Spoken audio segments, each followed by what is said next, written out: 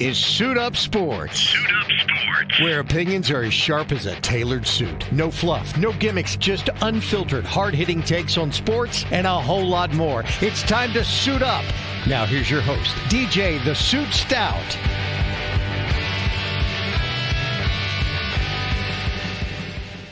Welcome to Suit Up Sports. I'm DJ the Suit Stout, along with Frank Garcia, fill in for yet again. Mark Yarbro, my buddy from back in the day. Mark, how you doing?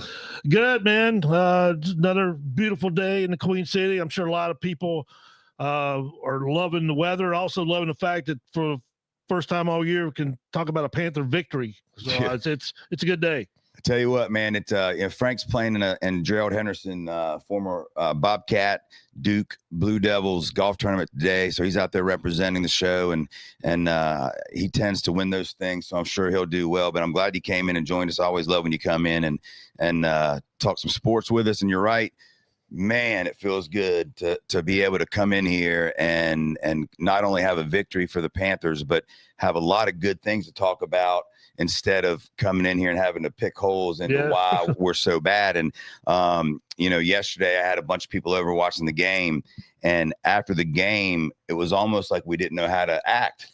Like, were we supposed to start doing beer bongs and shots and streak to the quad, or were we supposed to, just sit here and go, okay, wait a minute now. It's just one, But I tell you, and we're going to get into our new feature that we started last week, when you're going to tell me, should I slow my roll or not? But I guess we can kind of start there. The Panthers, when you and I did the show last week, we talked a lot about how I felt that the Panthers needed to put Bryce in a position to get off to a quick start. Yep. And I felt Canales in the prior two games almost was dipping his toe in the water, like he maybe didn't trust Bryce. And I felt that when we see those games, as we get deeper into those games, when Bryce had to throw the ball out because we were down so much, he found a rhythm, and the offense actually looked like an NFL offense. And first thing, you got to tell me, should I slow my roll or not slow my roll? Because watching that game yesterday, Canales did exactly just that. The Panthers came out throwing the ball. There was even a couple downs where I thought for sure they'd run it, and they threw it. And we had a lot of great success with it. Panthers get out to a lead for the first time this year, where they're not having to, come from behind. It allows them to kind of get into the offense that they want to play, a complementary offense where they can run the ball as well. Does Canales have it figured out that you've got to get Bryce starting off quick and let him throw the ball quick and just put your faith and your trust in this guy that you say you trust? I'm going to agree with you on that. And I told you before the show, I almost texted you, the Falcons get the ball first. They go down, miss the field goal, and then the Panthers take over. And right off the bat, it's like Dave Canales was listening last Monday when you talked about this. Is he was aggressive, and they went for it on fourth down because there was, hey, is he going to go here? And you could hear the crowd wanted him to go for it, and he ended up going for it, and he hit T-Mac on that pass for the first down, who T-Mac has been terrific so far. I know we'll get into him at some point. Yeah. But no, I think you saw DJ yesterday, the formula for this football team. Now, look, do I think this team can win games when Bryce Young's throwing for only 121 yards? Probably not. He's going to have to do more than that. But yesterday, he didn't have to do more than that. That's right. Because he did enough. They were able to get ahead and run the football. And that's part of the formula when this football team is going to win. They're not going to win like you saw last week when Bryce is throwing it 55 times for 300 yards or whatever. More times than not, there might be one that they win like that, but that is not the formula for this football team if they're going to be successful. You saw the formula yesterday. It's playing mistake-free football. It's playing good, solid defense, good special teams, and not beating yourselves. And what did we see the first 2 weeks? Panthers beat themselves. Turnovers yesterday, other than the punt Etienne. On Etienne, it was a clean game. Bryce was clean. No picks or anything like that. So you saw the formula yesterday. Are you going to need games where you get more for Bryce than 121 yards? Of course. But yesterday, he did exactly what they needed him to do for them to win. The Panthers offense, since 9 minutes and 23 seconds left in the third quarter against the Cardinals 2 weeks ago, have outscored the opponent 49-0. And that's pretty good. That's pretty doggone good. And I'll tell you this too. We talked about the Panthers defense, and we said, we Dan Morgan brought in all these free agents. We drafted these young defensive players. We said, is this run defense better? Because we gave up 200 yards the first game of the season. And you could say, okay, well, minus 2 long Etienne runs, it really was only closer to 120.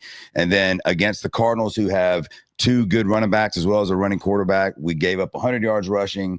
Granted, then we said, well, was that just because, they had the lead? They were up so much. We knew what they were going to do every play. And there was reason to say, okay, let's slow our roll on that.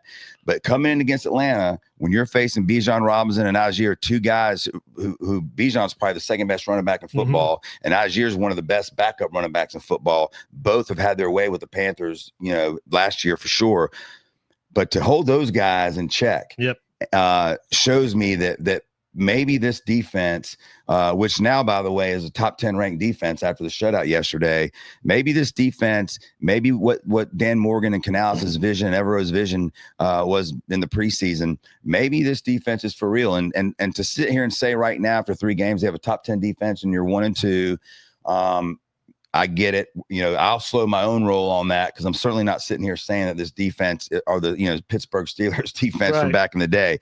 But we did see things yesterday and even last week that make you go, okay. For instance, Derek Brown looks to be playing at the level, if not better, than he did 2 years ago before his injury. He is manhandling folks. He had a heck of a shot yesterday on Penix, a heck of a shot on Bijan. He almost had a couple sacks. He was disruptive in the backfield, which that's the one part of our defense that hasn't no sacks yesterday. We're not getting any sacks, and that does bother me. However, but they got 2 turnovers yesterday. They got 2 turnovers, right? So they've got 4 interceptions now in 3 games. Last year, I believe they had 7 the entire season, if I'm not mistaken. So they are turning the ball over. They got to get to the quarterback. I mean, that's a little troubling. Nick Scorton, though, yesterday in his first start, who came in for Pat Jones, who actually had a good game against Arizona, pulled his hamstring. I thought Scorton in the Pro Football Focus grades, I haven't seen him out yet. I looked right before we got on the air. But to me, Scorton played really well yesterday. He was in on a lot of plays. He didn't get beat. You didn't see inexperience seem to cost him a play here and there. I love what they did with Morig yesterday. You saw him play a lot more like he did when he was with the Raiders, where he was playing a little nickel. He played a little dime. He played a linebacker up in the box. And so I think they've kind of figured out now where they can bring him in and being able to put Ransom in there, by the way, who had a punch out fumble yesterday. That kid's going to make plays. And Nick Scott, who we've been hard on the show, I thought he had a good game yesterday on defense. And then the one guy that I got to give credit to who's a guy who I've been all over these first 2 weeks because he's got all the talent in the world. But Trevin Wallace played good yesterday. He did. And he made a bunch of plays. You didn't see him getting beat or chasing the play as much as we seem to have seen the first 2 games. And even Rosebloom, I thought played a lot better yesterday. Yeah, there was one tackle that he should have made. He missed it, and he gave up 1 catch. I think it was to London on something that he just broke a little late. But look, when you have him on a London, that's going to be a mismatch every time. But this, and then I got also mentioned Charles Smith Wade. Had the house call. They loved him last year as a rookie. He got hurt. After finishing strong, got hurt. This year, he was the talk of training camp. You heard J.C. Horn and everybody talking about this kid's the real deal. And he made several plays yesterday, including the pick 6. So there was a lot to be excited about on defense yesterday that makes me feel a lot better about this Panthers team, because both you and I agree that on offense, we think they're going to be able to figure out enough to score some points. You nailed it. When Bryce only is going to throw for 121 yards or whatever it was, we're going to need more of that usually. But yesterday, we didn't need to. We were getting 5 yards a carry. This is the best game Dowdle's had by far for the Panthers so far, with some huge, tough, strong runs yesterday. Still don't think he's much on pass protection, so I think they got to figure that out. But the defense yesterday got me excited. And the thing about the defense yesterday, DJ, that it felt different than what we had seen for the longest time is they played physical yesterday. And that's something I know every Panther fan has been wanting this defense to get more physical. I think Dan tried to address that in the offseason when you bring in guys like Morwig from the Raiders, who is a physical guy, Ransom, who's a physical guy at Ohio State. And you saw that yesterday. Yeah, they didn't get any sacks, but man, it just felt like the tackling was physical. Yep. Everything was physical yesterday from this defense. And it's been a long time since you could say a Panther defense played physical, but I thought they played that way. They played fast yesterday, and they played physical yesterday. Yeah, and I'll tell you what, listen to Derek Brown talk after the game. 2 years ago when he had that huge year, when he had over 100 tackles, I think it's the NFL record for a defensive tackle, he led by example on the field. Now I feel like he's really stepping into being a vocal leader. Mm-hmm. And when you hear a lot of the things he said after the game yesterday, where he did hit on a kind of what you just said about the physicality they played with, this is what they saw in training camp, that they knew they could play that way. And now they're starting to figure out and they're starting to trust each other. When Buckner was on our show, Brenton Buckner was on the show last week. Remember he talked about how a team has to come together and trust each other and believe in each other. So I know that you're going to be where you're supposed to be when I do what I need to do. And Brown talked about that yesterday. And I think he's really becoming a vocal leader in that locker room. And he was also quick to say, it's one game. It's one game. Yep. We're still 1-2, but we're off the schneid. And 1-2 is a lot better than 0-3. You're dang on right. Just a different feel. You're damn right. And I tell you this, and this, it's funny how fans, and I always think I'm pretty objective when it comes to being a fan, right? And we're going to get into some of that in a little bit when I talk about Notre Dame, and I'm not even going to talk about the Mets. But I always feel like I am pretty objective when I talk about my teams or teams in general. But it is funny how, as a fan, and people want to say, "Oh, Panther fans this, Panther fans that." Let me tell you something. Every fan base is the same way. When it's going bad, the sky's falling, and we're going to crap on everybody. Oh yeah. And when you get some glimpse of goodness, you're going to feel like, "Oh my God, we can win the Super Bowl." And not that I feel the Panthers are going to win the Super Bowl or make the playoffs, but when you look at the schedule now, you go, "All right, we're 1-2." We're going to New England, another young football team, good young quarterback in Drake May, good head coach. We're playing in New England, hostile environment. We're 0-2 on the road, but that now looks like a winnable game. Very winnable game. And then you come home against the Dolphins, which now looks like a winnable game. Yes. And then you go back on the road to the Jets, which looks like a winnable game. So I'm not saying they win all three of them, but you feel a hell of a lot better about your chances than you would have at 0-3 for sure. Absolutely. Look, the Patriots, and they'll tell you today that they gave that game away to the Steelers yesterday with all the turnovers.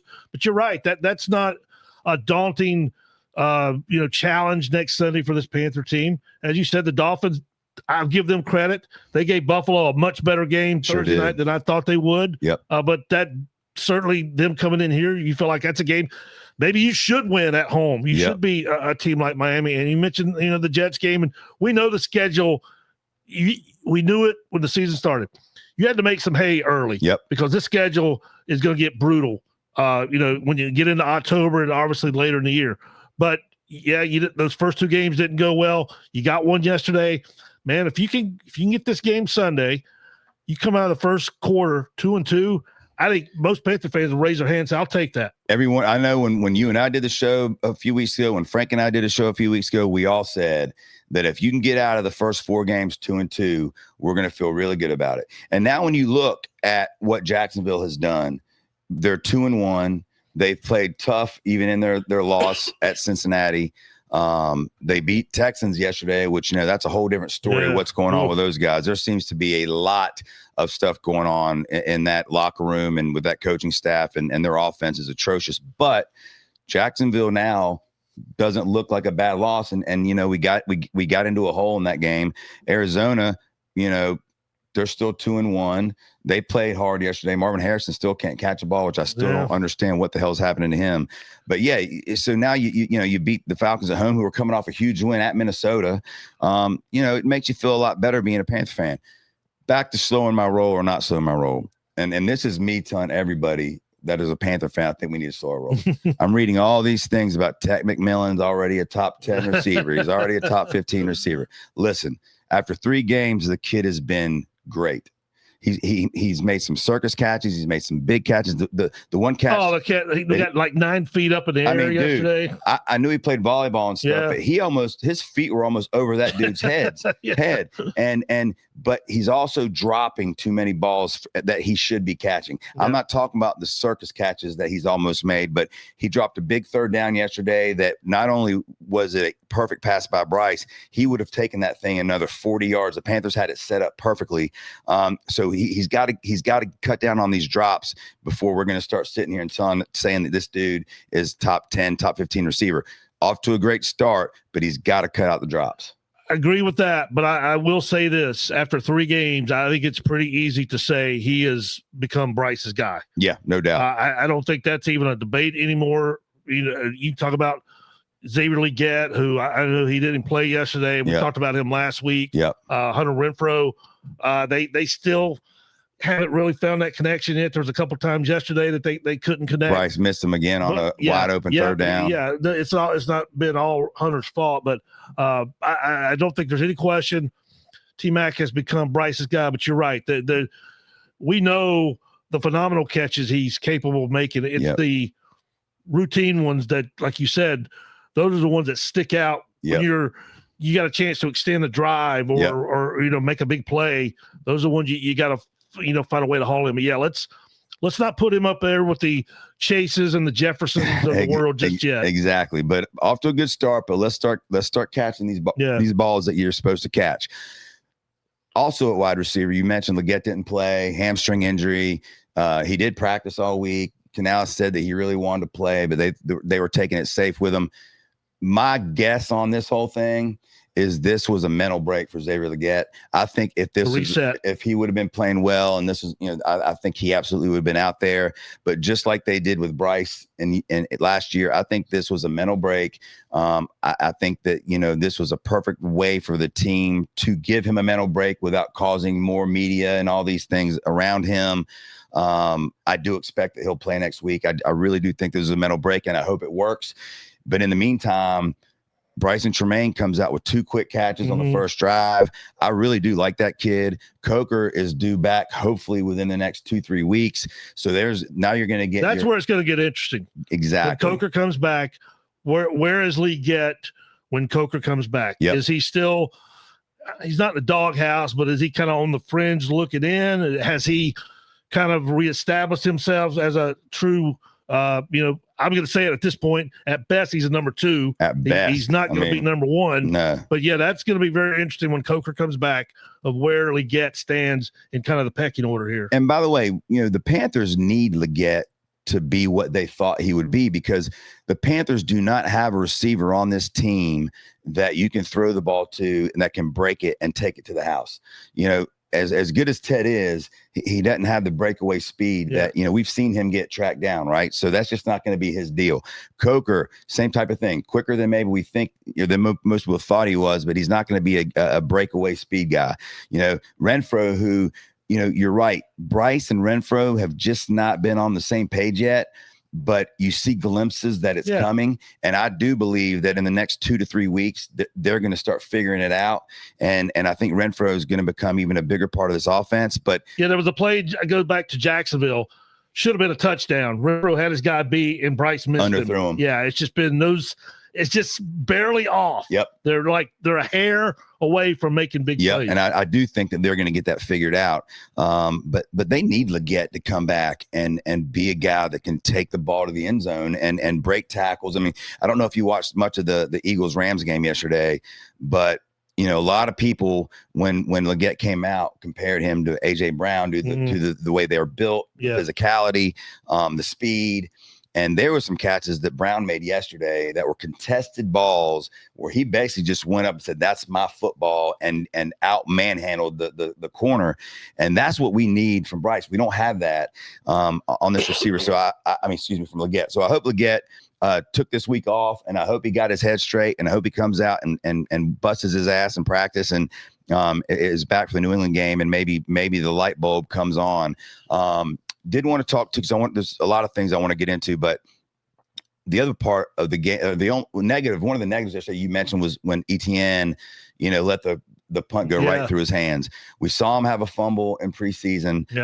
Canales, and I credit Canales, they yanked him out of the game after that. I mean, he was in on some offensive plays, but they yanked him out of the punt returning role then, which I 100% thought they should have. And that leads me to this. A lot of Panther fans, when we drafted Jimmy Horn Jr., and then after seeing him in preseason, everyone had him as the next Steve Smith, steal the draft. And I was saying, slow your roll. Let's slow your roll. And we had some draft experts on and some former players on who all said the same thing, that he's raw. Yes, he has explosiveness, but slow your roll. He's not there yet.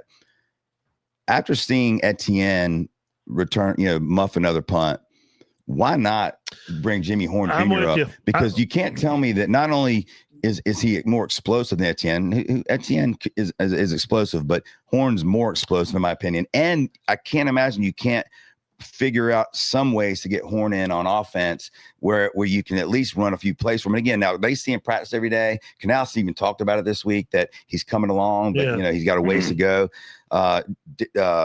David Moore, they put him back at punt. You at least know he's going to catch the ball, right? He's probably not going to do much with it, but at least he's going to catch it.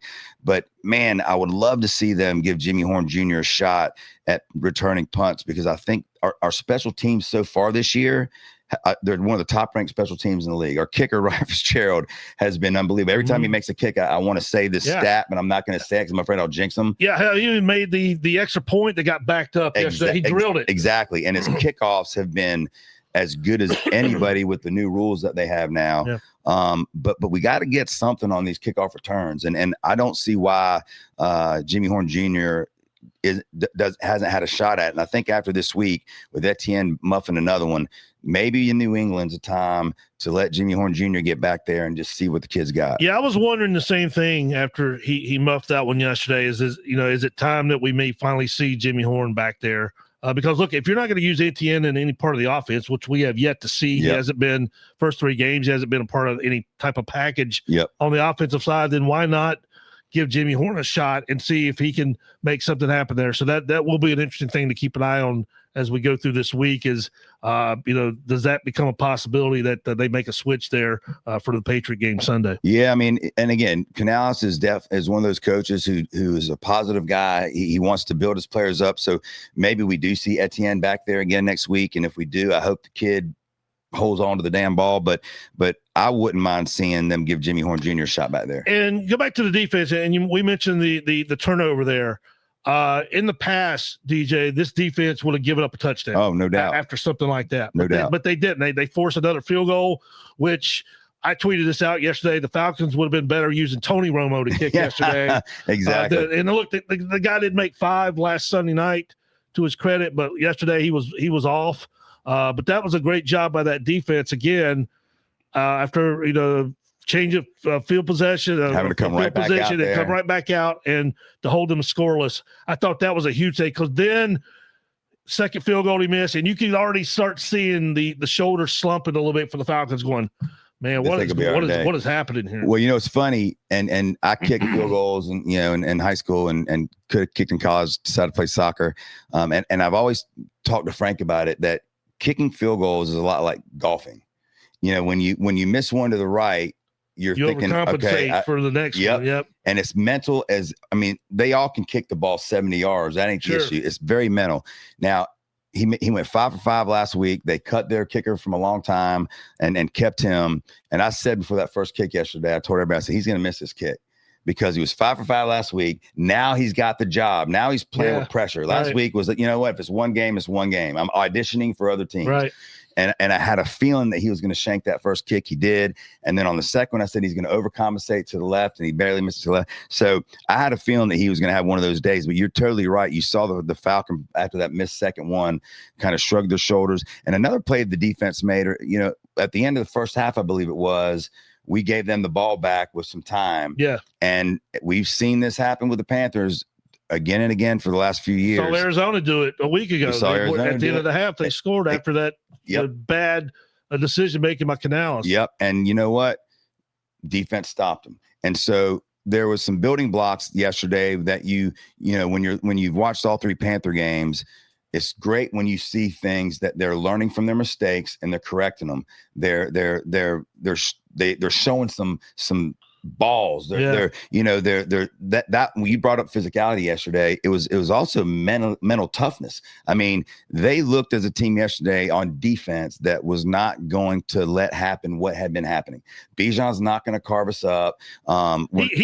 He was a couple of runs away from taking one in the out. There was a couple one that they got shoestring tackles, but they made the play. They made the tackle. And in the past, that probably doesn't happen. No. So Panthers now feeling a lot better about themselves. Fans feeling better. I'm sure everyone around Charlotte and wherever you are, if you're a Panther fan, feeling a lot better today than you have in a lot of Mondays when it comes to watching the Panthers play. They go to New England this Sunday at 1:00. Right now, New England is -4.5 favorites. So Panthers, are still looking in the mirror going, we're still not getting any respect, and that's okay. But 3 of that is on the road. Usually the home team gets you 3 points. And New England gave the game to the Steelers yesterday. I mean, Stevenson had 2 fumbles. May fumbled it, and he also threw 2 interceptions that Steelers dropped. They hit him right in the hand. So Panthers got a shot there, and hopefully they can go to New England and get the job done. Let's talk a little college football. Another good weekend, crazy games, and we'll come back to the NFL too, because I do want to talk about some of the crazy NFL games that we saw yesterday. Those late those 1:00 games there at the end were crazy. Block punts. I mean, block field goals were nuts. But college football, each week we're learning a lot more about who's the real players and who's not. And I said to you and Branson Buckner last Monday that I thought Clemson was not even going to make a bowl game. You did, and I called you on, and I was like, oh, come on. And I know they still have a shot, but what the hell has happened to Clemson? I mean, Nick Saban said something this week that I was number one, I was very surprised he said it. But number 2, it was right on the money. And everybody knows that Dabo's an Alabama kid, and Dabo and Saban are very close. But Saban came out and said, look, Dabo has failed to get with the program when it comes to this portal and NIL. And he has been adamant that he's not going to buy into it. And guess what? He now is stuck, because you've got all the great recruits you can get, but you've got these 18-year-old kids now playing against 4th-year seniors, 5th-year seniors, guys that are transferring in, and you're inexperienced, you're not ready. Now, it doesn't help him that his 3 big defensive linemen that we talked about with Buck, they're supposed to be first-round picks, have done nothing. Right. They look like they're coasting until they get drafted, which unfortunate for Clemson. Klubnik has shown that he is not the quarterback that everyone thought. He's regressed. He's regressed. He's not even as good as he was last year. No. And so Clemson is in trouble. And, they get a bye week this week, as does another program who appears to be trouble, who had a lot of people excited before the season. I was even excited to see how it played out. But the Tar Heels, man, they've played 2 good teams, and they got in their butts whooped both times. At least Belichick got a pregame kiss from his girlfriend Saturday. That was about the only good thing that happened to Bill. That's a whole nother ball game. Like, I don't understand what the hell is going on with that. I saw Dave Portnoy from Barstool Sports had Greg Olson and John Gruden on his podcast. I guess it was yesterday or maybe. Oh, it was this morning. Gruden went off on Lombardi, on Michael Lombardi. Yeah, because Lombardi, I guess, has been negative to him. But Portnoy asked those guys, had they ever seen coaches having their wives or girlfriends on the field before the game? And both of them had said they've never seen it. And then Olson made a good point. But look, if you're winning the game, she could wear a headset, and nobody'd say a word. So, you're losing. But, how Belichick, the king of discipline, the king of getting rid of distractions. Exactly. Noise, outside noise, white noise. Continuing to let this in, knowing that regardless of whether – now, he could sit there and go, her being down there has nothing to do with the game. And he's probably right. But the distraction that it caused, you can't tell me that these players – are over there watching him making out with his damn girlfriend when they're getting ready to go to war. And it has to be a distraction. So both of those teams get a bye week, and then Clemson's going to be at North Carolina in 2 weeks. That's going to be an interesting game, because if I'm not mistaken, the early spreads look like Clemson somewhere around 11 or 12 points. But, both those teams you can even give Belichick a pass. He brought in so many new players, and it's going to take time to build a program. I get all that. But everyone thought they're going to be a hell of a lot better than they were. I mean, right now, Mac Brown's sitting in Texas laughing his ass off, So that both those programs are in a little trouble. And we heard from Dabo last week with his rant about, hey, if you don't think I'm doing a good enough job, if you're tired of winning, move on from me. Yep. I'm going to still coach. I'm not going to go to the beach. Well, I'm sure there was a point Saturday Dabo wished he was at the beach. I bet you he did. Instead of being down there and they had that lightning delay. Yep. And DJ, a telling thing, and I think they even mentioned it on the broadcast. In the past, if they would have a lightning delay, and it ended up being hour and a half, 2 hours, whatever, those people would have come back in the stands. Oh, yeah. That place would have still been full down at Clemson. When the game resumed, you saw all those empty seats. Yep. And the people were like, I'm not going to go back in and watch that. I wouldn't have. No. And Paul Feinbaum came out yesterday and flat out said it's over for Dabo and Clemson. It's over. He had a great run. They did this. They did this. He brought them back again, and now they're back down, and it's over. It's done. Now, I don't know about all that because I think Dabo's a great coach. I do think Dabo's going to change his ways. I don't think he's forgotten how to coach, but yeah, he is not. And he kind of dabbled. He stuck his toe in the water a little bit this offseason with the portal. But there comes a time, and we see it a lot in sports, where that message is worn out. Yep. And it just becomes time for a change. Are they at that point at Clemson? I don't know. But we've seen it. I always go back to Marvin Lewis in Cincinnati. They made the playoffs. He was there for, 12 years or whatever?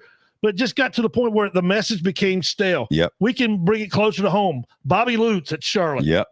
We love Bobby Lutz. Love him. He's a tremendous. He knows more about basketball than most people will ever dream about knowing about basketball. Yep. But it just got to a point where it felt like there was a fork in the road, and him and Charlotte, it was time for them to part ways. Yep.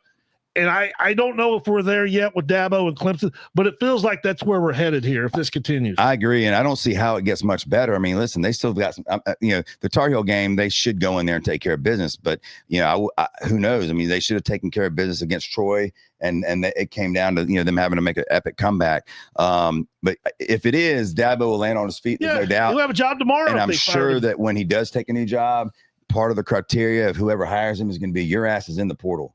And we've got NIL money. We're spending it. Right. So hopefully you learn your lesson about how that doesn't work in this day and age in football, because if you're coming here, we're going to participate and you're going to participate. Yep. And I can't imagine Dabo won't. And again, I'm a big Dabo guy. I like him a lot, but something's not clicking there. You're right. You brought up Bobby Lutz or even John Fox and Ron Rivera here in Charlotte. They had some really good success. But at some point, and athletes will tell you this and coaches will tell you this, at some point, the message goes to deaf ears. Yep. And I'll tell you this too, if you're Dabo and you're going to build your program the way that you say you're going to build it through recruiting mainly, when recruits are watching your team right now, they're not coming to Clemson, especially when they're getting offered money and more money to go play at these other schools that are kicking people's butt. And that's what was, weird Saturday is Syracuse. If you didn't know, if those two teams didn't have schools attached to if it was just team A against team B, you would watch it and go, Syracuse, who's team A, they're just better than team B. No doubt. I don't care if it's Syracuse against Clemson. That team is better than that team. Yep. And Notre Dame transfer Angeli, the quarterback for Syracuse, he even unfortunately towards Achilles. And you saw him. I noticed him limping during the game, and I'm wondering, did he have a sprained ankle or whatever? And then finally he came out of the game. Now the backup came in and threw a touchdown. I want to say within 2 plays. Right. So Syracuse didn't miss a beat without him, but that does stink for him towards Achilles tendon. So he'll be out for quite some time. But I love the way Syracuse is coached. I like that guy a lot. Fran Brown. Remember, was it the first game of the year they won? He made them run sprints after the game because he didn't like the way they went about winning the game. He's my kind of coach, man. I mean, I saw a story where his son's on the team, and they asked why. His son was a really good player, and they asked was he a walk-on? Why did he not get a scholarship? And he said, well, because I can afford to pay the tuition. So I'd rather have that scholarship to give to another good player, knowing that I'm going to have my son, And I just thought, how many times have you heard a coach say that? Right. Come out of pocket for, Syracuse ain't cheap, Yeah. So we'll see what happens with those two teams. Another team in college football that I'm slowing my roll on. I'm a big Shane Beamer fan. I think the guy can coach. I like what he stands for. But something is not clicking for that team either. The penalties are just, every game, way too many penalties. they can't run the ball at all, which, they fought to get Faison, a 7th year of eligibility. And he's done absolutely nothing. I forget the exact stat, but I want to say they had 9 yards rushing. Is that right? Or something like that. It was ridiculous. Not good Saturday night at Missouri. It wasn't good. Sellers has not looked. Now, he made a couple great long passes in that game. They did seem to finally start running him a little bit more. And I get teams are going to be. And he was coming off the concussion. Remember that. But something doesn't look right with that team. And when you have penalties and you can't run the ball, that's trouble, I think the penalties are the thing that I saw a lot of Gamecock fans upset about Saturday night, just kind of following on X. Hey, this can't continue. This is an undisciplined team. That's a reflection of coaching. And I'll say this, and I get Shane Beamer is a passionate guy. He seems to be a little bit more passionate than his dad was. I don't remember Frank Beamer doing the histronics on the sideline like we see with Shane. Right. But, maybe he's too maybe that's too much we see from him. We go back to the bowl game last year. We saw him and Bielema get into it, which I loved. I thought that was awesome. I did too. But you saw him in the game where Lenore Sellers got hit and they didn't call targeted. And was it targeted? Probably so. Yep. Did he have a right to be upset? Did Shane Beamer? Probably so. Yep. But it just seems like sometimes his team kind of feeds off of him, and when he loses his mind over there, they kind of lose their way on the field, and you start seeing some of those pills. So, maybe Shane needs to dial it down a little bit. I don't know. I'm not trying to tell the guy how to coach, but it seems like right now they're kind of a reflection of him. And when he loses his control, they kind of lose their control. And I heard somebody bring this up the other day, DJ. Isn't it amazing that coaches always tell us you can't lose your composure. But they're the first ones you see on the sideline doing what? Losing their composure. Oh, it's like Will Ferrell in Old School. You can't lose your composure. Right. You got it. You're totally right. Yeah. And listen, one of my good buddies, Justin Goff, his whole family, huge South Carolina fan. So I've kind of become a quasi Gamecock fan. Frank Garcia, same thing. His son Brax loves South Carolina. So I'm around it a lot. It doesn't get easier for them because they play home against Kentucky this week. And then if I'm not mistaken, they're at Oklahoma and maybe Alabama or Ole Miss. I mean, the schedule gets brutal from this point forward. So they got to get this Kentucky game or this season could unravel from them really quick. And then who knows what happens because, you're going to have an unhappy quarterback in Sellers. They've got to get this win against Kentucky. They're at a critical moment here where, there was a lot of excitement. Lenore Sellers being talked about Heisman Trophy, candidate before the season started. They're at that point now where this thing could get off the rails. Yep. If they don't kind of get to this is you hate to say in end of September it's a must win, but this feels like a must win. I agree for South Carolina. I totally agree. Two other teams in college football that you and I both have ties to that I think I've seen enough after 3 games to be able to make a pretty objective opinion. Notre Dame and NC State can't play defense. No. And that's a good assessment. And let me tell you, CJ Bailey, the NC State offense clicks. I mean, they're going to score points. Yep. I don't care who they're playing, they're going to score points. Yep. Notre Dame, 2 of the best running backs in college football. I think CJ Carr is going to be a really good quarterback, and I think he's played pretty well. I think Notre Dame is going to be able to score points, but neither one of those teams have shown me through 3 games that they can stop anybody. No, and we talked about this last week. I think when you look at NC State and their first half defense compared to their second half defense. Now, in the games against Virginia and Wake Forest, defensively, the second half, they made some adjustments. Things clicked. That did not happen Saturday against Duke, and that whole game changed at the end of the first half. State's got a 20-14 lead. They're driving to take to put another score up before halftime.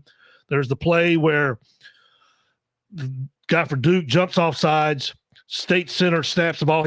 They were never supposed to run a play, but when he saw the guy cross the line of scrimmage, he snapped the ball. CJ ends up throwing a pick. Duke takes it down, almost scores. They do score before the end of the half, and then they get the ball to start the second half, and they score. Yeah, they basically double dip there, and that game was never the same again. And you're right, the offense, and this is playing out kind of like I was afraid it would. State's offense can play with anybody. They're going to be good enough to keep them in the games. but that defense, unfortunately, I think is going to prohibit them from being a real factor this year in the ACC, and particularly on the back end. They've got some lack of talent, I think, there that Dave Doran is going to have to address either through recruiting or through the portal. But offensively, that wasn't great. That wasn't CJ's best game that he's played. He threw 3 picks. Yeah. But they're going to score. That Hollywood Smothers is a beast. He's a beast. I love him. They've got some stud wide receivers. Yeah. But that defense is, it is what it is at this point, DJ. I don't know if it's going to get better. You almost are just going to have to concede to the fact they're going to have to outscore people every week. Now, Virginia Tech, Saturday night at home, you would think that's a game they should be able to win, and the defense should not get absolutely torched, but who knows? Maybe it's another game where they have to end up winning, 35-31. Yeah, and I think Notre Dame's in the same boat because, like I said, their running game is great. Love and Price are both going to be NFL backs on Sundays. But their defense, Purdue put up 30 against them, and it was not like that was all late in the game when they were down a ton of points. Purdue was scoring on them early, and so Notre Dame's defensive line has been manhandled as far as I'm concerned, and I know they had the 2 losses in the last plays of the game to Miami and Texas A&M, but still there's something not right with this defense. I know they lost a lot of guys to the NFL last year, so they had to replace a lot of guys. But there's 2 positions that you can always count on Notre Dame being strong, and it's usually the lines, offensive and defensive line. And both lines, I think, have left a little to be desired, but especially that defensive line. Well, let me go ahead and give you some betting advice. When State goes to South Bend, I believe it's in October, take the over. Take the over. I don't know what the over is going to be, but it's going to be high, and I would say take it because I think both these offenses will be able to score. Well, I'm going to give you an over for this weekend. It'll probably be one of my picks. And by the way, Frank and I did our picks Friday. I'm proud to say that I'm back in the game now. I was 10-2 against spread. Frank was 8-4, so we both did well. But I'm now, I think I'm 21-16, and Frank's 22-15, I believe. So I cut it to a game. But I can tell you right now, one of my picks this weekend is probably going to be the over when Notre Dame goes to Arkansas this weekend, because Arkansas can score. They just had a heartbreaker loss to Memphis, but that quarterback's really good, and Notre Dame hadn't really been able to stop anybody. So there's an over for this weekend if you want to go ahead and get it in now before it goes up. That I kind of like. With college football, and we've got some really good games coming up this weekend. We'll talk about some of those. But after all the college football, after 3 weeks that I've watched, and I want to ask you this question. There's one team that I've watched 3 times, and I've seen everybody play. I've seen Penn State play, Ohio State, Oregon. I've seen all the big boys play. Alabama, Georgia. There's one team that to me stands out as after 3 games that is without about the best team in the country. Not to say this couldn't change, because it absolutely can change. But to me, Miami is by far the best team in the country right now, and should be the number 1 team in the country. They've got a great offensive line, a great defensive line. Carson Beck is playing fantastic. They've got receivers. They have running backs. They've got swag, and they've beat 3, Notre Dame. They wore out South Florida, and then they just beat Florida. And Florida, we all know that coach is probably dead man walking, but they're still fighting, and their defense is playing, strong. They played strong against LSU. They played strong against Miami. They just can't score any points. Right. DJ Lagway, the all 5-star recruit quarterback, has just looked lost back there. Who's the team that you've seen so far that you just went, look, if you had to pick your own number 1 team right now in the country, who would it be? I would love to disagree with you and give you somebody else, but that was a team that came to my mind when you first started talking about this, because I hate it. I am not a Miami fan by any stretch. Trust me. This goes back to my old days when I was a diehard Notre Dame fan. We know Catholics versus convicts and all that. And I couldn't stand Miami. It still bothered me the other night. Michael Irvin on the sideline losing his mind. It was sickening. But you have to give credit where credit's due. Right now, it is hard not to say that they have been the most impressive team up there so far. Ohio State's really good, but they haven't played, other than Texas, they haven't played anybody. And even Texas, are they any good? I don't know. We'll find out this weekend. You mentioned a great schedule coming up this weekend. Penn State hosts Oregon in the whiteout game Saturday night at Happy Valley. We'll find out about both those teams. But right now, it's hard not to say that Miami is not the best team. There's a couple games this weekend, and there's a really good card. But there's a couple games that I'm really looking forward to watching where I do think we're going to find out a lot. You mentioned the first one, Penn State, number 3 in the country against Oregon in Penn State, whiteout game. Oregon comes in the number 6 team in the country. Neither team has played anybody really yet, so we don't really know what they've shown or haven't shown. Both those coaches seem to have issues sometimes winning a big game. You know, I know Oregon last year did play Ohio State really strong in the regular season game, but then not in the playoffs as much. So I'm really looking forward to see what that game is going to get, you know, what happens with that game, because you got 2 quarterbacks in that game who are both, you know, supposed to be NFL guys. And so we'll learn a lot on that game. And like you said, a whiteout in Penn State. I've never been to one of those games, but they're supposed to be just unbelievable. Mm-hmm. Yeah. I am going to go to a Penn State game this year. They're playing Northwestern, so I'm sure that will not be a whiteout. So I won't be able to experience it, but or a close game. Yeah, but I'll at least be able to experience a Penn State game, which I'm excited about. The other game that I'm looking forward to, because I think there's a lot of questions in this game, is number 17 Alabama heading to Georgia.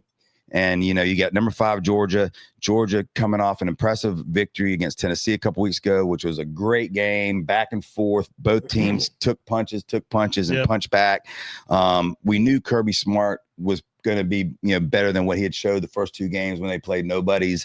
Alabama, you know, they get their butts whooped by Florida State, first game of the year. Since then, against much lesser opponents, they have seemed to get something going. They, even when you watch them, they do seem like they're at least more organized. They seem like they're more disciplined.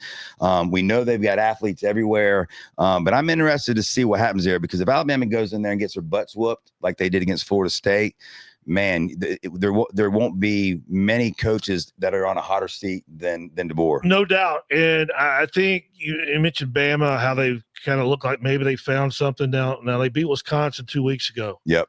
And I think some Bama fans wanted to take solace and, hey, okay, we look good beating Wisconsin. Well, if Wisconsin loses to Maryland this week, I know, and got whooped. And that's another, talk about coaches on the hot seat. Luke Fickell's seat should be on fire right now. Yep. He has ruined what was once a really good program up there, which is very surprising. I raised my hand when they hired him. I thought it was a great hire. Me too. I said, man, that's a home run hire for Wisconsin. I think he's going to do a great job. It's been the exact opposite. He's been terrible. But back to Bama. So I don't even know what you take out of that game now. Now that doesn't look maybe as impressive as it did. So I'm with you. It'd be very interesting to see what Bama can bring to the table, because you're right. If they get embarrassed again by Georgia, any goodwill that they may have found in those, you know, since the Florida State game, that's going to go out the window, because Bama fans are not going to take too kindly to getting embarrassed by the Bulldogs. They're not. And Georgia right now is a 2.5-point favorite. So again, if I'm looking at picks for next week, right now I'll be all over Georgia minus 2.5 at home. Alabama, you know, after what we saw at Florida State, to me, I was very surprised that spread was only 2.5. It does seem a little small. You know, the bookmakers know a hell of a lot more than I do, but coming off a 10-2 week that I just came off of, I feel like, to me, that is a no-brainer. So I think I'm going to look after the show and see if I can get on that right now. Yeah. Another interesting game that I think, not on paper necessarily, but Florida State travels to Virginia in their first sneaky road good game. Friday night. Virginia's a sneaky good team. They can score. They can score. You know, Virginia, not as big as these other college football stadiums, but they do have a good environment there. Florida State, I think, if I'm not mistaken, has struggled in Virginia over the years, even going back to the Bowden days. If I remember. Oh yeah, I remember that they were number. Was it, I think it was number one. Or they lost on a Thursday night. I remember Virginia upset them. So yeah, that has been a house of horrors a little bit for them through the years. Castellanos, the great quarterback for Florida State, a little banged up right now, so I'm guessing he'll be 100% for that game. But that's one of those trap games, because guess who Florida State plays the week after that?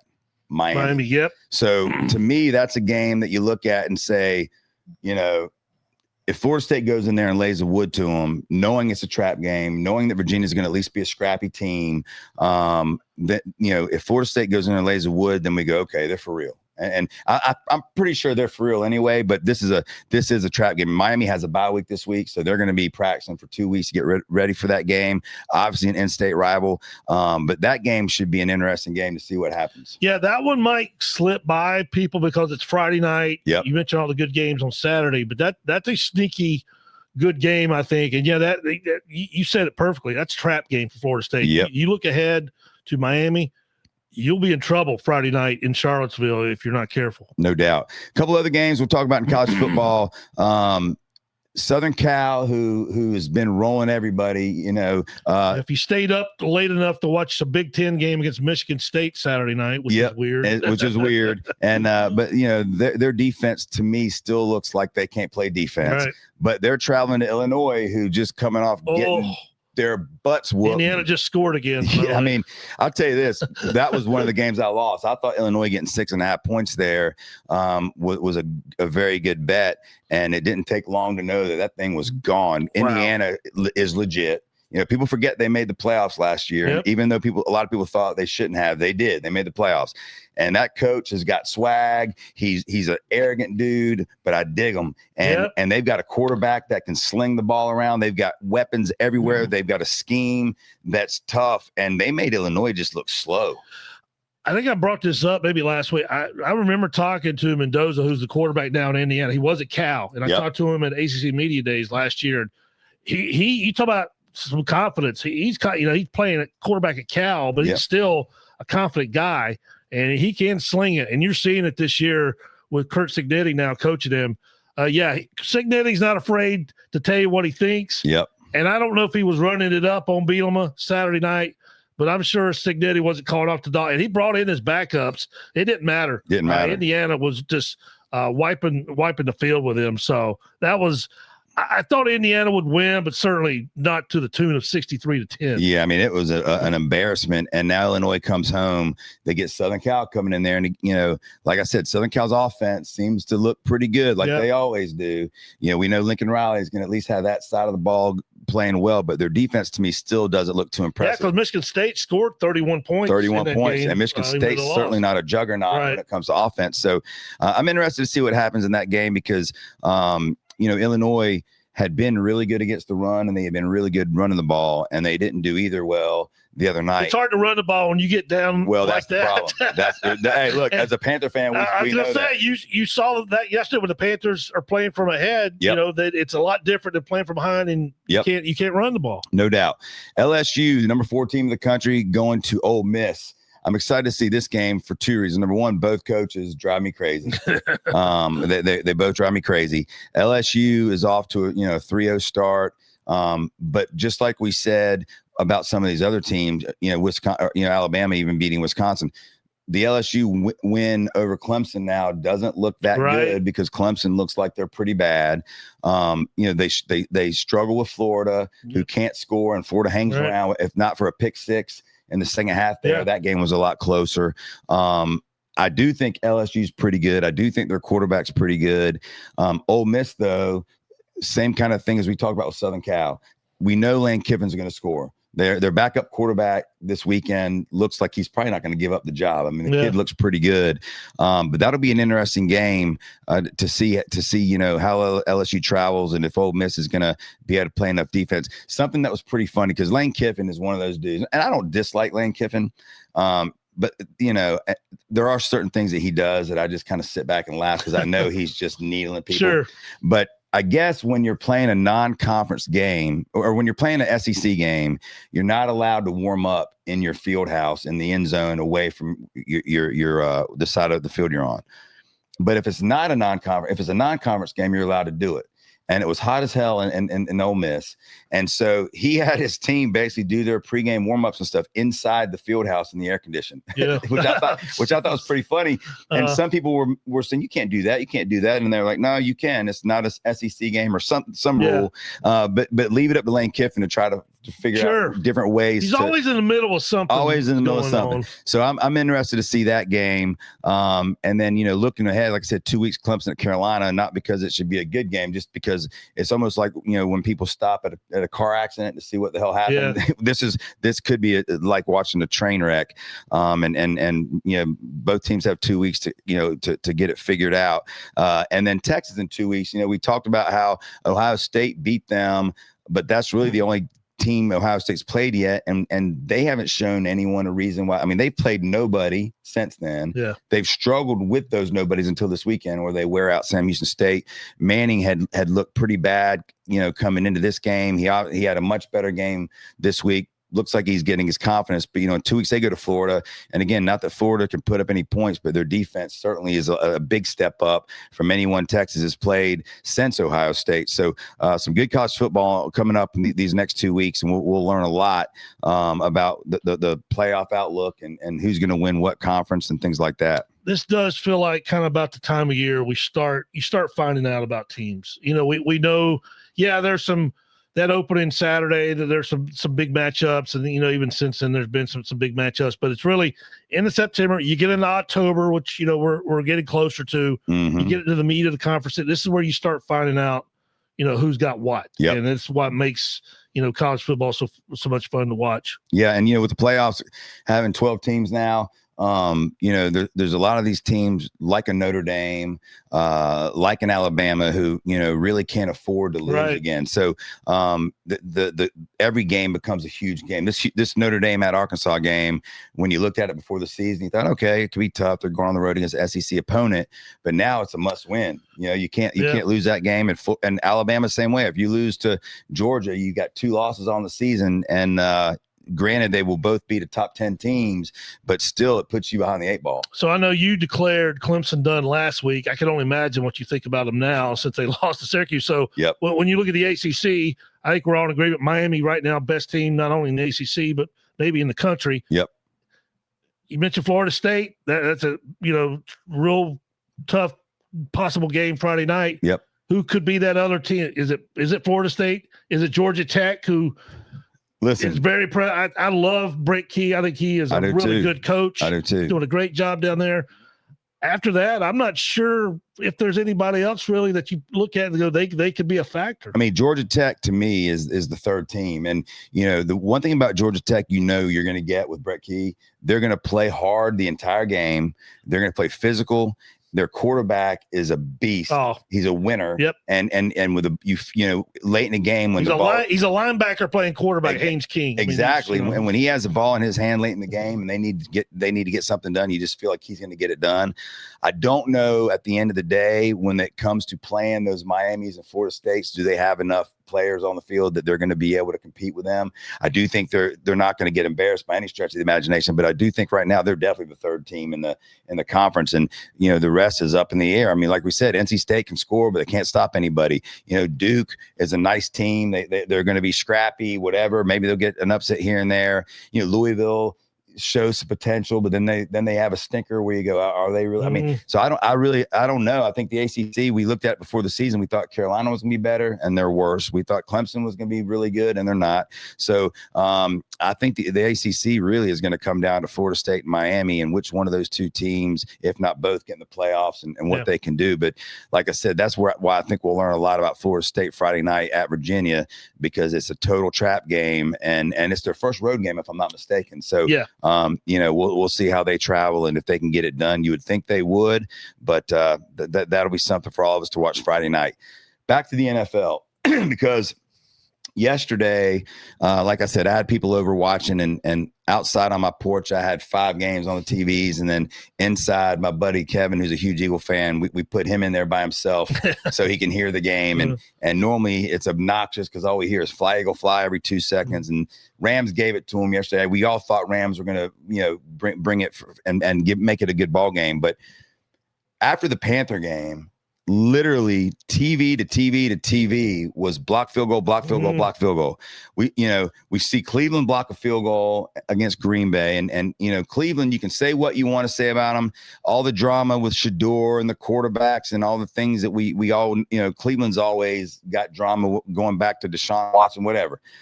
But First of all, that defense is legit. Yeah. There's no doubt. You got Myles Garrett, you're legit. No doubt. And that defense has played great all year long, and they gave a great offense in Green Bay. I mean, they shut them down. Yeah. And so that defense is legit. Flacco is Flacco. You know, he can't move anymore. He's normally not going to hurt you, but you know, offensively they've got some issues for sure. But they've got two young running backs, and Judkins and Sampson, two rookies who look to be the real deal. But when they blocked that field goal, you know, first of all, when they went to kick the game-winning field goal, a bunch of my buddies or Brown fans were like, you know, he's not going to make it. Like, there's no way he's going to make it. I mean, he missed a couple kicks, I think, against Cincinnati earlier in the year that they would have won. Makes a kick. Then you go to the next TV, and you see the Jets running back a blocked field goal for a touchdown to take the lead. Now, I'll say there was about, a minute 43? Yeah, I think, that was enough time, and Baker has now become like the guy you want to have the ball for the chance to win the game, because he's done it now, three times? Three times in 3 games. Yeah. And it's funny when the Jets ran that back and took the 2-point lead, I believe, was it 1 point or 2 point lead, but took the lead.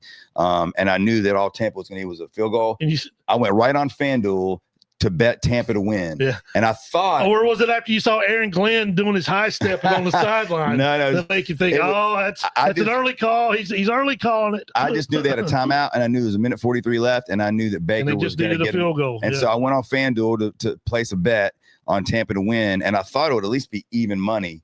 And it wasn't. It was still like minus 120. Even FanDuel was like, nah, he's going to go get this time. So I put the bet in, and sure enough, Baker goes right down the field. He missed a wide open Tez Johnson on the first play of that drive that would have been an easy touchdown. But still, they go down and get the field goal. And then the Eagles-Rams game, the Eagles don't play well. The Rams are giving it to them. The Rams had, I thought, a bad call that cost them a touchdown earlier in the game. But then the Eagles block a field goal. Eagles take the lead. I'm so sick of the tush push. I can't stand it. You know, I guess you can't make it illegal because I think, you know, stop it or don't. But I hate that damn play. But regardless, it doesn't help, by the way. I don't know how they did it yesterday. I didn't see a lot of that game, but when you got both guards moving early, no doubt, and they're not calling it. I know that was a sticking point this week about the tush push. There's two things that they don't call in the NFL, which shock me, because they call everything in the NFL. Now, you've heard my rant about the officiating, and there's too many flags, but they don't call false start on that play when the Eagles run the tush push.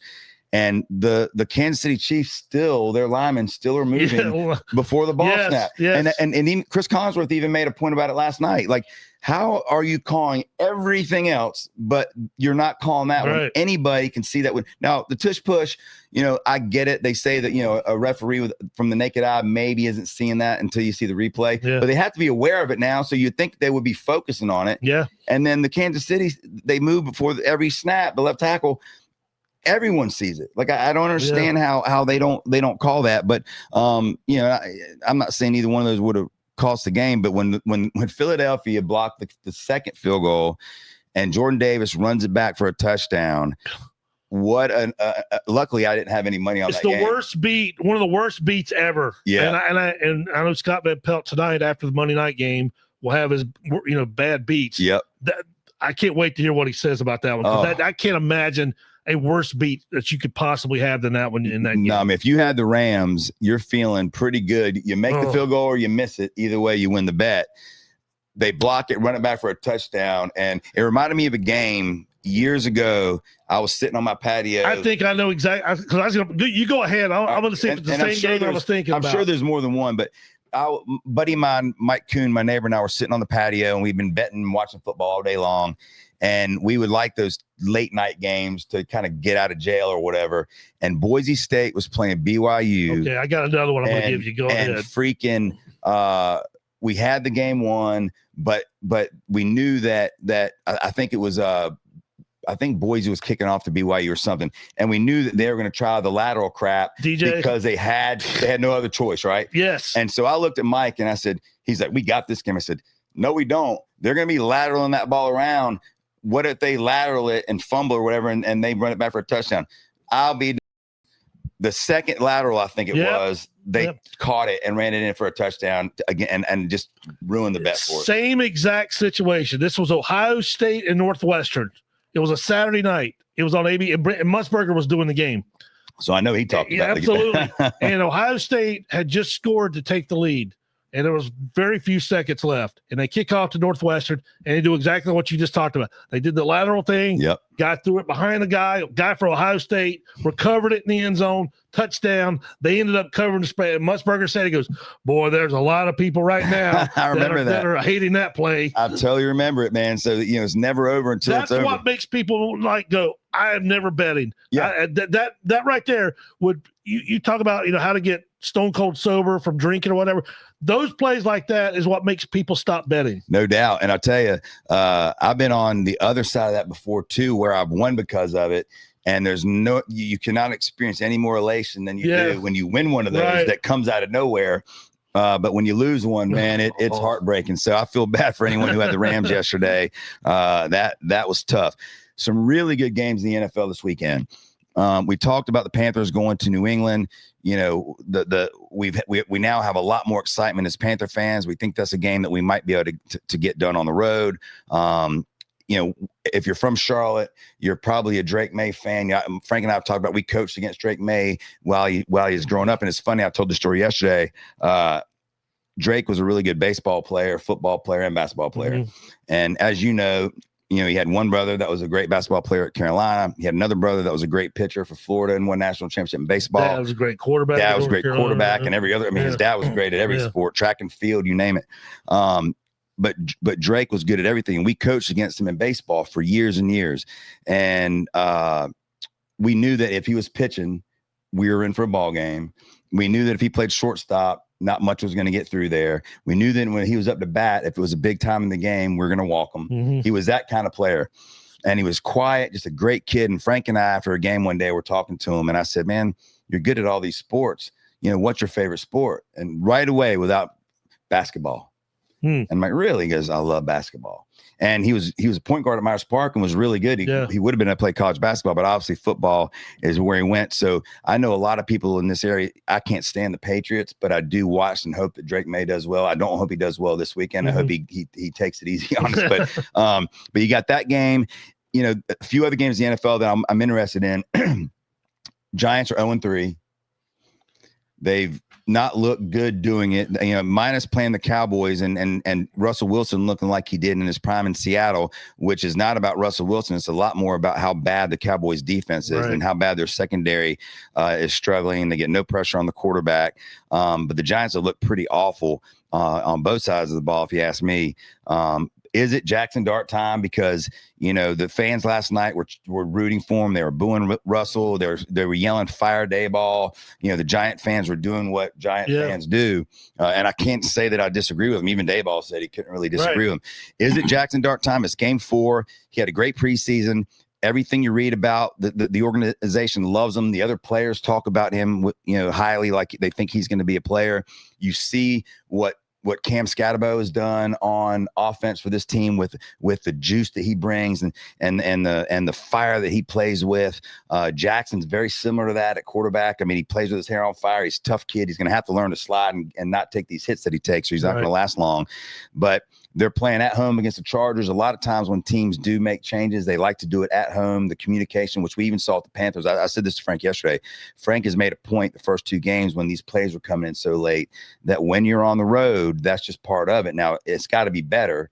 But he goes, at home, you won't see those problems. And we really didn't see those yesterday. No. So I thought that was a really good point and some insight by Frank. But do they make the change with Dart this week? Do you give Russell one more game knowing that you're playing the Chargers, so you're probably not going to win anyway, and you wait the following week where I think they're at the Saints maybe, which might be the only game they got the rest of the year that they'll be a favorite, maybe won't even be a favorite. I just think the longer this continues and he's not your quarterback, Dart's not your quarterback, it's just going to keep building. And it's going to, and Daboll's probably going to get to the point he's tired of answering the question because the New York media is going to continue to ask the question. It'll be the first question he gets every press conference. And I saw last night, DJ, I know you're a Giants fan, you picked this up as well. You could start already seeing the frustration with Malik Neighbors last night. He barely had any targets. Him and Robinson had no catches going into the fourth quarter. How is that possible? And last week he was fantastic, but as you said, the NFL in receiving. This was against the Dallas Cowboy defense, which is absolutely terrible. They couldn't even sack Caleb Williams yesterday. Yep. But I think I would go ahead and make the move. I would You got to rip the Band-Aid off. Yep. I know that schedule, and they ran it down last night. It's brutal. It's brutal. It's brutal. And you are throwing a guy to the wolves. But, man, it's just I just think you draft – Collinsworth said it last night.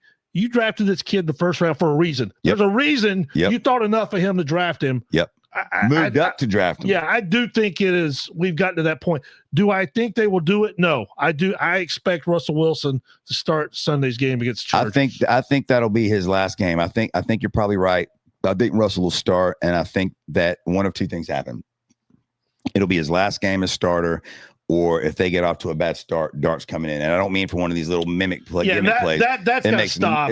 You're not fooling anybody. The other defense knows it's one of two plays. Right. You know, and even if you want to add a third play to try to surprise them, it's not going to be anything other than something. You know, so I think it's time to put the kid in. Ideally, I was hoping that he could sit this year or the majority of this year. And the Giants' offensive line, even though it looked better against Dallas, I think that's more about how bad Dallas's defense is. You know, Andrew Thomas came back last night, our Pro Bowl left tackle. He only played the first half, which I know he was on the snap count. You and I discussed why the hell did they waste all those snaps in the first half. Yeah. I mean, I can see it wanting to get off to a good start. But the rookie left tackle that we put in for him, who had a great game against Dallas, is more comfortable even at guard. So I don't think they've got an answer there. So I do think Russell probably plays. But the other thing about this, though, that we have to weigh into it is that Dayball and Schoen are they're tied at the hip. They're tied at the hip. And listen, there's not a hotter seat in the NFL than either one of those guys. No, and I don't know how you feel. I was shocked they both were back this year. I was too. I thought for sure after the Saquon fiasco, Hard Knocks and all that they were going to cut ties with both those guys after the season last year. I agree with you. So if you're those two guys and you're Schoen and you called Dayball into your office today and you're going over the game and you go, look, dude, I mean, let's be honest with each other here. You're not going anywhere either way. We're not going to the playoffs, and we're not far from getting fired. So we need to put this kid in, and let's see if we can salvage this season to some extent to at least go into next year with some momentum and save our jobs. Because first of all, it's going to take a lot, in my opinion, for them to save it. But like Collinsworth said last night, coaches that draft quarterbacks in the first round are usually drafting them for the next coach because they normally don't survive. Yeah. And in this case, I think that's a perfect example. And Collinsworth brought it up more than once last night that, you know, Patrick Mahomes didn't start until the last game of the year when Alex Smith was there. I don't know if the Giants can make it that long with the media in New York. No. The media in Kansas City is a tad different than the media in New York. No doubt. And the pressure, as I said a moment ago, is just going to continue to build the longer they don't start Jackson Dart and don't put him in there. This is just going to continue. The players are going to get frustrated. You're already seeing it. So I just don't know how much longer it goes, but I'm with you. I think it's going to at least start Sunday with Russell Wilson as a quarterback. I think so. And here's the other thing. Look, you know, Collinsworth, I thought, you know, a lot of people don't like Collinsworth, but I think he makes some pretty valid points. And Jackson Dart does, like I said, he kind of epitomizes the kind of player that New York loves. Mm-hmm. Now they'll turn on his ass in 2 seconds. First pick he throws, they'll turn on him quick. But you've got to expect that he's going to make mistakes. He's going to throw some bad balls. He's gonna, you know, not slide when he should and get the crap knocked out of him. But I think it's time to do it. There was reports last week, even before the Kansas City game, the Giants had already made up their mind that after week 4 he was coming in. Yeah. So if that's true and you've already made up your mind that after week 4 you were going to start him, why not just put him in there? Now you can sit there and say, because San Diego's defense is one of the top 3 in the league. Okay, I get it, no doubt. San Diego is the real deal. And if their defense doesn't start playing any better with these all pro, the only guy they've got on defense that's been playing his butt off is Brian Burns, who's looked unbelievable this year. And I know he got a little banged up last night, but so it'll be interesting to see what they do with that Dart Russell Wilson decision. A couple more games in the NFL next week that are going to be pretty interesting. The Eagles, who have certainly not looked like they've figured out on offense yet. The Rams, who got whooped by Barkley twice last year. I think he ran for over 300 yards against them. You could see they came into that game yesterday saying he ain't gonna beat us. Hurts is gonna have to beat us, and Hurts wins. That's what he does. But they go on the road to Tampa Bay, and we talked about Baker Mayfield in Tampa earlier. They've won all 3 games on last minute drives. Baker has I love Baker Mayfield. Like I liked him coming out of Oklahoma. And then when he was in Cleveland, I thought he talked a little too much. And, I think he kind of went through this stage of now I'm rich, now I'm famous. And I thought he talked a lot without producing a lot. But for him to come back, and what was he on 3 different teams in one season? The Panthers, the Rams. He remember he got cut by the Panthers, which he brought up yesterday after the game. He did. Wilkes he took a shot. Was the coordinator over with the Jets. For him, the guy that cut me in Carolina. For him, and he didn't forget. who's the defensive end for Tampa that was on Carolina too that they didn't bring back? Hassan Reddick. So Baker made a point to bring that. Up. He kept that receipt. Oh, he sure brought did. That up. But no, he's that kind of guy you want on your team. You may not like him if you're on the other team, but he's got plays with a chip on his shoulder. Yep. He doesn't forget. He proved that yesterday. Yep. And he is, I think he is now becoming one of those guys. If you give him the ball with a chance to win at the end of the game, more time than not, he's going to come through for you. Yeah, and listen, Mike Evans goes down with a hamstring injury yesterday, which we know he's going to get hurt, right? He's been playing forever. The dude's a Hall of Famer, unbelievable receiver, but he got hurt. They're missing their left tackle, who's going to be up a little longer. I think their guard, if I'm not mistaken, against the Texans, got hurt. And Godwin hasn't played yet. Godwin, and he's been practicing, so you got to think Godwin's just going to step right in. So it's not like he's replacing Mike Evans with a nobody. Godwin can get it done. But I'm interested to see what happens in that game, because I'm still not sold on Tampa Bay. Like, I think Tampa Bay is a good team. Do I think they're a great team? Would I pick them as one of my top 4 in contention for the Super Bowl? No, I wouldn't. But they're good. And Philadelphia has had 3 tough games so far, and now to go on the road at Tampa, we'll see what happens. I got to believe their offense is simple. He got A.J. Brown into the game yesterday, finally. Right. I was shocked at this stat that going into yesterday's game, Jalen Hurts had only thrown 2 balls for over 10 yards. That shocked me, and they were undefeated. So yesterday we see a little bit more of that when the Rams take away Barkley. Tampa's got a good defense. They've got good DBs. They got a good D-line. So I'm excited to see that game and see what happens. Tampa is NFC South good. Right. But I'm with you. I don't know how good they are when you stack up against the Eagles, the Packers, the teams you think are the best of the best when it comes to the NFC. The Rams, but they're undefeated. You can't argue that. They're undefeated, and they're in the NFC South. Yeah, and you mentioned the Rams.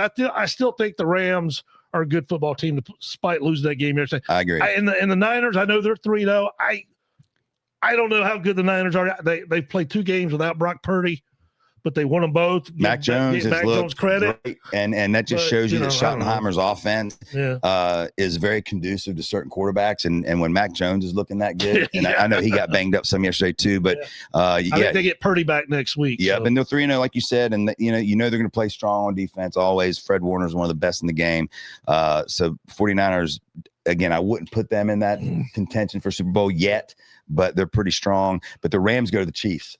And so that game last night was a must-win for the Chiefs. They got it done. Luckily, they played the hapless Giants. Ravens go to the Chiefs, right? Excuse me, Ravens. Yeah, Ravens. Right. Ravens play tonight against Detroit. Right. That was we have one more game tonight. Ravens, Detroit. Baltimore -4.5. Detroit is Jekyll and Hyde. They look like Jekyll when Green Bay just tore them up, and then they come home and they wear Chicago out. We don't know what Chicago is. I mean, they wore Dallas out yesterday, but we know this about Dallas now. I think it's early in the season. You can't really make a lot you can't. I think we don't know what teams are yet. But we know Dallas can't play defense. Well, and which is good news if you're a Packer fan today. And I know one is a get-right game is coming up as far as offense. Yep. We'll see what happens, but that Micah Parsons is obviously going to be the story going back to Dallas. Have they made that a night game, do you know? Oh, it's Sunday night game. It was a Sunday night game before Micah Parsons got traded. Okay. But now it just has brought up even more anticipation. But, that Dallas defense is wretched, which it's bad. Matt Eberflus is over there running it, and the Bears loved scoring on him yesterday. Oh man, because he was a train wreck in Chicago. So the Ravens Chiefs are going to be a good game. Those 2 teams seem to play in the playoffs almost every year. And so the Chiefs, and I still don't know about the Chiefs. That's exactly what I was going to say. Looked better, I guess, in the second half. They looked a little bit more like the Chiefs, but I don't know. They still will Worthy be able to play at any point and actually be worthy? I don't know. I mean, that injury is one of those injuries that he could take one hit and be back out. They get Rice back, I believe, after week 6. So I think if you're a Chiefs fan, you're saying, let's just stay in this thing. Let's hang around. Hang around. And then once we get healthy, then we should be okay. But, the Ravens they're not going to care about that. They're going to come in there. And I think Ravens take care of Detroit tonight as well. I think Detroit got right at home against a team that they wanted to wear out. Their former offensive coordinator goes to Chicago, talks a little smack. I think tonight the Ravens probably take care of business and do it and cover the 4.5, by the way. Yeah, I think this is the game. If Detroit were to go into Baltimore and win, then I think everybody goes, okay, they're back. These are the Lions that we thought we were going to see. But I'm with you. I would probably think the Ravens get it done at home, but I won't be stunned if the Lions somehow find a way to win. Listen, the Lions have weapons everywhere on offense. Yep. Their defense, they do have obviously some studs, but that's where they seem to me at least to have taken a little step back. Against Chicago, they look really good, but Caleb Williams hasn't looked good often until he played this Cowboys defense. The Packers losing to the Browns are going to come in pissed off. Micah Parsons this week is going to be as focused as Rocky was in Rocky 4 for his fight against Drago. Look up at Jerry Sweet every time he gets a sack or something. I guarantee it. I guarantee he is. And so doggone well. I mean, if I'm Dak Prescott this week, I'm going, man. Oh boy! I think I pulled my hamstring last week, because not only the Parsons, but you got Gary on the other side. Yeah. So that team's going to come in angry, and Mike is going to have the entire team with one thing in mind, is to win this game for me. And I know he's going to downplay it, but there's no way in hell that's not going to be a theme. No, and you're going to, I guarantee you, starting tonight on the Monday Night Football pre-shows, you're going to hear about it. And then all week long, that's what we're going to hear about. And he was already apologizing after the loss yesterday. He goes, they didn't bring me here to jump offsides. He had 2 offsides penalties yesterday. One was big on that last drive where the Browns kicked the game-winning field goal. So he's already, like you said, he's already in his mind in a foul mood. He thinks he cost them the game yesterday. So as if he needed more motivation, now he's got that. So, the Cowboys might be at home, but there'll be a lot of Packer fans there, and this is going to be – this could be a tough spot for Dallas. Dallas could start unraveling. I know that their second best DB missed last game. There's a chance maybe he'll be back. I don't know, which won't hurt. Can't hurt, but he still don't rush the passer, and they get no pressure. I mean, listen, we talked about the Panthers not getting any pressure, but at least their D line is at least showing that they're controlling the line of scrimmage at least the last 5 quarters. And remember, CeeDee Lamb got banged up yesterday. He's got a high ankle sprain. We don't know what his status is for Sunday night. And look, you got George Pickens, you've got some other guys, but that'd be a huge loss if CeeDee Lamb can't play Sunday night. Especially against that Green Bay defense. So great weekend of NFL and college football this weekend. A lot of great games to pay attention to coming up. Friday we'll be back. We'll be talking obviously college football and the NFL and the Ryder Cup. I love the Ryder Cup. I know that you've been a golf fan a lot longer than I have. Favorite golf event. I love it. And I've got some cool stories. I was at a podcast event a few weeks ago at Quail Hollow for a live shooting of a podcast called Bible Caddy, and Webb Simpson's one of the hosts on it. And some of the questions that he was asked about Ryder Cup play and some stories that he told, I can't wait to tell him on Friday. We're also going to have our golf guru, Charlie Nance, with us. Gary Williams, golf expert extraordinaire from the Golf Channel and our old buddy from the FNZ days is also going to join us. So what a great weekend of sports. Like I said, we've got a lot of great football games, but when the Ryder Cup's on, what if the Ryder Cup's on and the Packers are playing, or if the Ryder Cup's on. And by the way, I got to give your Commanders credit yesterday. Listen, without Jaden Daniels, Raiders definitely better than they were last year. That's a game I thought the Commanders actually could lose. I did too. I had the Raiders picked in one of my leagues. They got after Geno yesterday. They did, man. And so, the Redskins, I bet them under their 9.5 wins or whatever it was this year, because I just thought that when you win 5 games in the basically the last few drives of the game last year, that luck will change. I'm with you. Now, Jaden Daniels is a special player, but they got it done, and that game was never close. And you lose Eckler and the other 2 kids now. I mean, what's his name? Nick Nichols had a huge run, 60-yard touchdown punt return for a touchdown. Yep. And you mentioned all those other good games. Interesting game. Commanders go to Atlanta next week, and Yep. you wonder if you talk about being in a foul mood. Yep. No pun intended. Falcons should be in a really bad mood. Yeah, next you're Sunday. right. So that's another good game that we'll find out a lot. Yeah. So next week, I think after next week, I think the picture will start evolving some. Yeah. We'll start But Ryder Cup, I absolutely love it, man. I've said it. It's on my bucket list of things that you would like to do as a sports fan, and it's right near the top is good old Ryder Cup. Bethpage Black, those fans are going to be nuts. We got our butts whooped last year, so they're going to come in with a chip on their shoulder. Keegan Bradley, again, I don't know anything about being a captain of the Ryder Cup. I think he's a perfect captain. Everyone says he is. The fact that he chose not to play, and Webb Simpson, that's actually a story he told about having a phone conversation with Keegan about, and I'll tell this story real quick now, as to what was he going to do, play or not play.